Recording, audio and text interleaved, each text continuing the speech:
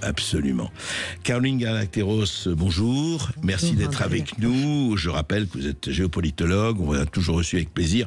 Docteur en sciences politiques. Vous dirigez le think tank Géopragma et vous venez de lancer votre chaîne Paix et Guerre. En ce moment, c'est plutôt la guerre, d'ailleurs, dont nous parlons, hélas. On aimerait parler plus de paix. Mais je voudrais savoir, alors, on a vu tout ce qui se passe en ce moment, depuis le 7 octobre, nous sommes presque à un an du 7 octobre, de ce qui s'est passé avec le massacre du militant de Hamas sur les kibboutz israéliens, de la riposte extrêmement violente et massive d'Israël sur Gaza, et puis tout le reste, maintenant qui s'étend effectivement, le Hezbollah, l'Iran, le Liban, etc. Mais la première question que je voudrais vous poser, c'est... la géopolitologue que vous êtes, comment, en ce moment, parce que il y a des réactions énormes partout, comment réagissent, je ne dirais pas les pays les plus proches, on va en reparler, mais la Russie, l'Amérique, les États-Unis, et puis ces BRICS. Je rappelle que effectivement, on en parlait, c'est du 22 au 24 octobre, il y aura un très grand sommet des BRICS, vous savez, tous les pays du Sud, enfin les très grands pays du Sud, à Kazan, en Russie. Donc, comment ils réagissent? Comment ça se passe aujourd'hui? Alors, si on relève effectivement ce qui est très important, oui. À faire, très important de faire ça, de prendre la lorgnette et voilà, prendre un peu de hauteur. Regarder un peu pourquoi les uns et les autres réagissent comme ça, parce que là on a le nez sur l'événement, sur l'horreur, sur les souffrances d'un côté, de l'autre. Enfin bon, mais pour éclairer, il faut monter effectivement.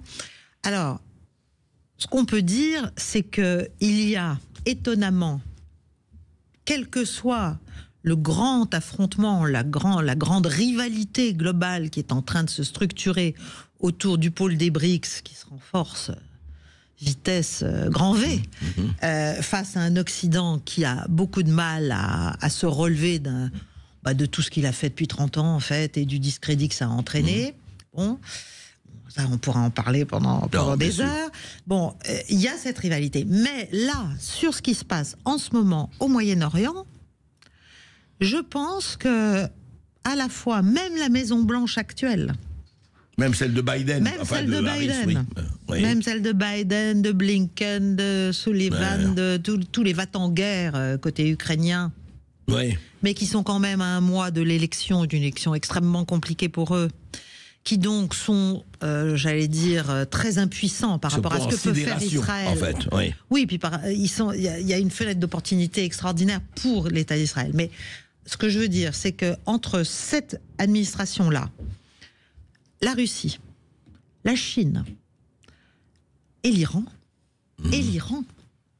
quoi qu'on en pense, il y a une espèce de convergence de plus en plus en panique, mais qui existe encore, pour que ça ne parte pas en total dérapage incontrôlable. Que ce ne soit pas une guerre incontrôlée, massive, globale, quoi. Parce que personne, parmi tous ces très grands acteurs, n'est en état vraiment de pouvoir forcément en tirer complètement son épingle du jeu, parce que derrière il y a aussi la Syrie, il y a pas que il y a le Liban dont clairement la souveraineté est violée. Voilà, bon.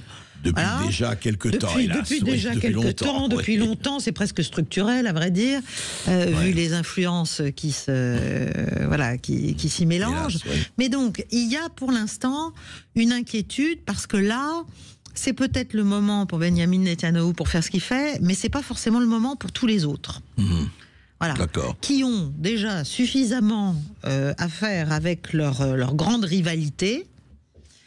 Mais même l'Amérique, qui pourtant est obligée de soutenir, et c'est pour ça que lui agit comme ça, les démocrates américains ne peuvent pas ne pas soutenir en fait Israël, au sens Israël, c'est-à-dire en partant du postulat qui est quand même assez discutable, qui est que le gouvernement actuel d'Israël défend la sécurité de l'État israélien et du peuple israélien, parce que ça pourrait se discuter. Est-ce que ce qui est fait en ce moment aide Israël ? Aussi bien à Gaza qu'au Liban. Qu'au Liban, oui. Alors ça, c'est effectivement une question de point de vue, tout ça. Et qui, à mon avis, que l'avenir résoudra assez vite, je pense. Oui. Mais non, je voudrais revenir à ça. Donc, vous dites, Caroline Galacteros, c'est très intéressant, vous dites, au fond, personne, je ne parle pas de... Personne, en tout cas, de ces grandes puissances, y compris les Britanniques, n'ont intérêt à ce que la guerre passe sans contrôle, devienne incontrôlable. Biden vient de dire qu'il interdisait aux Israéliens, parce que les Israéliens ne peuvent rien faire, malgré tout, militairement, durablement. Sans l'aval américain, vous voulez dire. Sans l'aval et sans les moyens américains. Et sans les moyens américains. Il faut quand même un peu rétablir la réalité des choses. Donc, c'est un peu, j'allais dire, c'est un peu comme l'Amérique et l'Ukraine, si vous voulez. N'attaquez pas les centres. Oui, enfin, toute proportion gardée. Mais c'est presque pire du côté israélien. Mais n'attaquez pas les installations nucléaires. Les installations nucléaires, pas seulement les centrales, les centres de recherche, etc. Est-ce que c'est ce que dit Trump aussi, ou pas? Alors, Trump, c'est beaucoup plus intéressant. Et Trump, j'allais dire, c'est le point aveugle dont on ne parle plus beaucoup, si vous remarquez, en ce moment, parce que Trump, il a dit il y a un mois, et ça a provoqué évidemment un tollé dans les milieux démocrates américains, et même républicains d'ailleurs, juifs, mais pas seulement, au-delà. Il a dit, mais écoutez, parce que lui, il voit bien, et les gens qui sont autour de lui voient clairement ce qui est en train de se passer au niveau de la finance mondiale, de l'économie mondiale, de l'équilibre des forces mondiales, et notamment la mise en danger du dollar par les projets des BRICS. Et donc, il a dit, toutes ces sanctions... Pour la Russie, contre la Russie... Contre l'Iran. Il a parlé des deux, notamment. Toutes ces sanctions désavantagent le dollar. Joue contre les intérêts américains. Oui, c'est passé un peu sous silence. C'est passé complètement sous silence. Pensez, on va pas. C'est le coup de tonnerre là. Donc, il a avoué, il a avoué en fait que l'extraterritorialité pratiquée par les États-Unis depuis la fin de la guerre froide, c'est-à-dire la montée en gamme de toutes les tensions contre des pays dès qu'ils ne font pas ce que l'Amérique leur demande de faire, politique américaine, en fait, finit par se retourner contre la politique américaine elle-même et contre la puissance américaine et l'influence américaine et contre la place du dollar dans le monde. Et il a donc dit, il faut les lever au plus tôt. On a d'autres moyens de traiter avec tous ces pays. On a la question des droits de douane. On a tout simplement les accords commerciaux à discuter, enfin le bargaining à la Trump, qui pratique avec tout le monde. Oui, c'est intéressant. Lui dit let's make a deal, quoi. Voilà, let's make a deal. Voilà, et je pense que c'est aussi je pense qu'il est très clairvoyant là-dessus, parce que si l'Amérique veut récupérer son influence au Moyen-Orient, qu'elle est quand même en train sacrément de voir tomber aussi, parce que les BRICS, c'est pas seulement la Russie, la Chine, l'Inde, l'Afrique du Sud et le Brésil. Maintenant, il y a l'Arabie Saoudite dedans, il y a l'Iran dedans, il y a les Émirats Arabes Unis dedans. Intéressant, donc, vous avez vu juste un mot. Ils ont refusé l'Algérie. Oui. Les BRICS. Intéressant. So far, oui, pour le moment. Oui. Voilà, alors, pour le moment. Et la Turquie est là aussi et demande, etc. Donc il y a cette grande bascule. Et donc Trump, il a compris que... Et c'est là qu'il y a la question de la sécurité à la fin d'Israël. Et de qu'est-ce que ça veut dire, la sécurité d'Israël, à horizon de 10 ans, 20 ans. C'est pas juste éliminer, juste poum poum poum, taper dans le tas et jusqu'au dernier. Ça va pas marcher, ça va pas suffire, parce qu'en fait le reste de la région est en train de se restructurer complètement et de se restructurer dans ses alliances. Et Israël va devoir en tenir compte d'une manière ou d'une autre. Non, bien sûr. D'une manière ou d'une autre. Et donc l'Amérique a peut-être, et l'Amérique d'un Trump qui reviendra au pouvoir, c'est peut-être l'idée d'un grand marchandage moyen-oriental. C'est ça. Que chacun s'y retrouve. Oui, si ça peut amener à la paix, d'ailleurs. Les Saoudiens ont dit, on veut bien participer aux accords d'Abraham, mais s'il y a un État palestinien. Conditions. Oui, c'est ça. On veut bien reconstruire Gaza, mais bon, ça va pas. C'est pas pour. Alors à la fois, que ça continue comme ça. Effectivement, comme vous dites, il y a un problème géopolitique économique, et puis il y a un problème à la fois mental et identitaire qui est énorme. On ne va pas le résoudre aujourd'hui. Je crains énorme. Non. Je voudrais savoir la Russie. Là-dedans, alors la Russie a pris position, bien sûr, mais est-ce qu'un Poutine aussi serait capable de faire des deals comme Trump à sa manière. Il passe sa vie à le faire. Hein. Il passe sa vie à le faire. Les BRICS, c'est quand même... Il a été opérationnel dans la structuration des BRICS, oui. Mais il est plus qu'opérationnel, il est assez central. Parce que l'idée derrière cette agrégation, qui est assez souple, hein, qui n'est pas du tout comme de notre côté où c'est... non, c'est pas les États-Unis. Il y en a un qui siffle, et puis derrière, en rang 2 par 2, il n'y en a pas un qui moufte. Non, là, ça ne marche pas comme ça. C'est une association de pays qui vont mettre en commun des intérêts manifestement convergents, mais qui ont aussi, qui ont le droit. Et d'ailleurs, la Russie le dit sans arrêt. Les uns et les autres, je sais plus. C'était en parlant de l'Inde. L'Inde peut tout à fait avoir des relations avec les États-Unis. Oui, mais c'est donc un autre modèle de relation interétatique. Par exemple, a pris des positions assez favorables à Israël. Bien sûr, il fait partie des BRICS. Chacun fait sa politique. Chacun fait sa politique. Ça, et c'est toute l'attractivité du modèle. Hein. Ouais. C'est toute l'attractivité du modèle. Il n'y a pas un chef qui non, dit c'est pas. Ce qu'il faut faire. Ouais. Hop, voilà. Ouais. Et il y a quand même plus d'une 50aine de pays qui candidatent. Qui sont là. Voilà. Et tout ça, bien sûr, est lié à d'autres organisations, l'Organisation de coopération de Shanghai, bien sûr, toute l'architecture de Belt and Road Initiative, des routes de la soie chinoises. Ce qui fait, c'est énorme. C'est colossal. Il y a 154 pays à ce jour, c'est-à-dire quasiment à une quarantaine près, tous les États du monde. Sont liés à un titre ou à un autre, dans un secteur ou un autre, au projet Belt and Road Initiative, qui a complètement changé de dimension. Tout ça, ici, on n'en parle pas. Hein, voilà. L'Europe, elle est en position... Mais c'est quoi, on est dans notre îlot, on est dans notre... voilà, on est collé à Washington, on est dans un îlot, on a perdu le contact avec le réel, ça ne nous intéresse pas, on ne veut surtout pas savoir ce qui se passe, parce que... Ça serait vertigineux. Effectivement, ce serait vertigineux. Et chaque jour qui passe, si nous ne comprenons pas cette mutation d'ensemble, nos positions relativement reculent. On voit bien aujourd'hui la position et l'incapacité, à vrai dire, de la France de faire quoi que ce soit par rapport à ce qui se passe au Liban. Ne serait-ce que ça. On est quand même une ancienne puissance mandataire. On a quasiment 25 000 ressortissants là-bas. On ne nous écoute plus. C'est ça le problème. On va en parler tout de suite après. On reste avec nous et avec Caroline Galacteros. On va en parler tout de suite après cette petite pause. À tout de suite. Et Berkoff dans tous ces états revient tout de suite. Mais si vous avez une question ou une réaction, n'hésitez pas à nous appeler au 0826 300 300.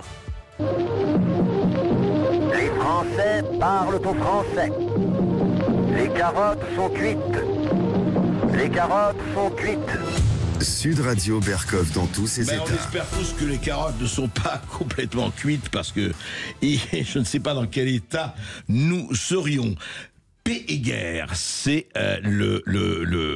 la plateforme, je dirais, comment on pourrait dire, Caroline Galacteros? Oui, la plateforme, c'est pas mauvais, c'est le socle en tout cas d'une pédagogie que j'essaie de proposer en suivant l'actualité internationale. Et c'est sur Internet, on va Paix et Guerre. C'est sur YouTube, Paix et Guerre ou Galacteros si on veut, mais Paix et Guerre, ça suffit. On tombe sur mes émissions. Alors justement, Paix et Guerre. Et on s'abonne en appuyant sur une petite cloche, c'est quand même très simple. Voilà, sonnez la cloche. Caroline Galacteros, on parlait justement des BRICS, de l'Amérique, par rapport à ce conflit du Proche-Orient qui, hélas, existe depuis plus de décennies, presque un siècle. Mais est-ce que justement, par rapport à ce que vous disiez, par rapport effectivement aux BRICS, par rapport à cette multipolarité dans laquelle nous sommes rentrés, vous vous rappelez, c'était le monde bipolaire de la guerre froide, le monde unipolaire de l'après-guerre froide, et maintenant nous sommes rentrés, qu'on le veuille ou pas, dans ce monde multipolaire. Est-ce que ça peut aider à ramener, je ne dirais pas la paix totale, mais enfin à ramener un peu de raison dans ce Proche-Orient, dans ce Moyen-Orient de plus en plus agité? Moi, je le crois. Je crois que c'est plutôt une bonne nouvelle ce qui est en train de se passer. C'est-à-dire que l'ordre international est en train de se restructurer et même de se décaler, si vous voulez, par rapport à une ONU qui a de gros problèmes de crédibilité. C'est le moins qu'on puisse C'est dire. le moins oui. qu'on puisse dire.